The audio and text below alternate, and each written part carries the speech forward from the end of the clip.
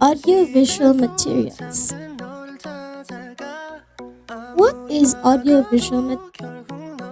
According to Kinder, audiovisual materials are any device which can be used to make the learning more effective, more concrete, more realistic, and more dynamic. Audio literally means hearing, and visual means that which is found by seeing. So all such aids which endeavor to make the knowledge clear to us through our sense are called audiovisual aids or instructional material. All this learning material make the learning situations as real as possible and give us first-hand knowledge through the organs of hearing and seeing. Therefore, any experience more concrete and effective, more realistic and dynamic can be considered audiovisual material. According to a research, we can learn and retain 10% from what we read, 20% from what we hear, 30% from what we see, and 50% of what we. Higher levels of retention can be achieved through active involvement in learning. The objective of using audiovisual aid is to increase the effectiveness of the teaching, to hold the attention span of the learner for the duration of instruction, and to save time. Unfortunately, if there's an advantage, there's also a disadvantage. Problems or limitations in the use of audiovisual aids. First is the apathy of teachers. Teaching with words alone is very tedious, wasteful, and ineffective. Indifference of students. The judicious use of aids arouses interest, but when used without indifference of students, they lose their significance. The judicious use of aids arouses interest, but when used without a definite purpose, they lose their significance and importance. And effectiveness of the aids. Due to the absence of proper planning and lethargy of the teacher and without proper preparation, correct presentation, appropriate application and discussion, and the essential follow-up work, the aids do not prove their full usefulness. Financial hurdles. The one-time investment in these aids is costly and may not be affordable by all schools. There are three categories in teaching and learning aid: the audio, visual, and audiovisual learning and teaching aid. Classifications of learning aid. There are two types in each classifications of learning aid. Each type belongs to either from the three types of learning aid. Classification based on type of projection. In this classification, students are taught using their sense of sight. Projected aid is a learning aid that projects visual on a screen. The device that is used in this learning is mostly projector, such as magic lantern. The magic lantern, also known by its Latin name, Lanterna Magica, is an early type of image projector that used pictures, paintings, prints, or photographs on transparent plates. One or more lenses. It was mostly developed in the 17th century and commonly used for entertainment purpose. In 19th century, it was increasingly used for education. Another projected aid is opaque and overhead projector. An overhead projector is a machine that is a light inside it and can be used to make the writing or pictures on a sheet of plastic appear on a screen or wall. Non-projected aid is also a visual aid that does not use any device like projector.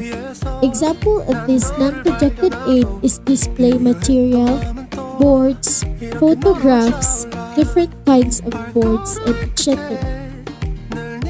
Classification based on motion or movement. This characteristic is divided into two. The static aids are those used in classroom teaching which do not move, such as board, flashcards, bulletin board, charts, dynamic aids. Dynamic aids are those aids in which visuals or parts which are capable of being made to move by mechanical principles, such as working models, motion pictures, television, and computers. Classification based on dimension of object. There are two types of classification based on dimension of object. Two-dimensional. Two-dimensional learning is a visual aid in which only the length and width are visible. This includes graphs, bulletin board, chart, pictograph, maps, and flashcards.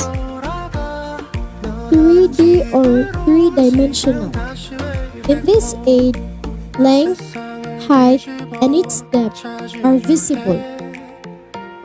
This includes objects, mock-ups, 3D printer, globes, and specimens. Classification based on size of media. This classification has two types. The big media. Big media are devices that can be heard and can be seen. These include computer and television. Little media, an audio material that can only be heard, such as radio, audio cassettes, headset, speaker, etc. Lastly, classification based on the number of sense organs used. This classification is divided into two types. Unimodal is those in which only one type of sense, either sight or auditory, are used. Bimodal. Bimodal is those in which both the sense organs, visual and auditory, are used. Bimodal is under audiovisual aid category. And now, let us proceed to the 4 steps in making audiovisual aids. First step is planning. You must know clearly the objectives of the presentation. Plan well in advance. Anticipate the problem. Anticipate the size of the audience.